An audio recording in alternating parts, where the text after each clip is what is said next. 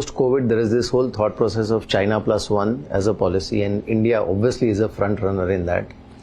Every other state that we speak to is trying to pitch themselves for the global manufacturing hub in some way, So that thought process is very clear that you make for India and make for the world also. Obviously, there is a positive sort of a competition between all the states.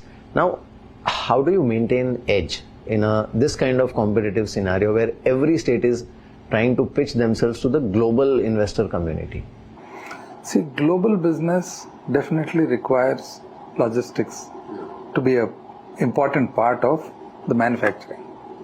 So every landlocked state will be at a disadvantage. Every state with a coastline will be at an automatic advantage. So, number two, in states with a coastline, the ones that have good ports and ports that can actually keep on expanding. So it is not like we have one or two ports and that is the end. Now we have multiple, the location of Andhra coastline is such that, the geographical nature is such that we have multiple ports and multiple ports with good draft where they can actually scale up.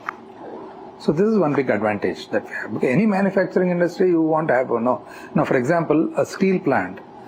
Gone are the days when steel plants were to be located close to the mines. Between the iron ore mine and the port, now plants want to be located at the port, not adjacent to the iron ore mine. So that is the paradigm shift that we have seen in manufacturing industry, which automatically Andhra will be at an advantage. The second big advantage is we are not focusing on all the businesses that are possible in the world. We have actually brought it down to certain sectors where we have a natural advantage.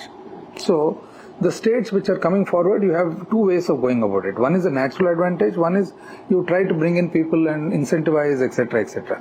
See, incentives are such things where every state has some incentives to offer. Some people do it a little more, some people do it a little less, some people on taxes, some people on power, some people on labor, etc.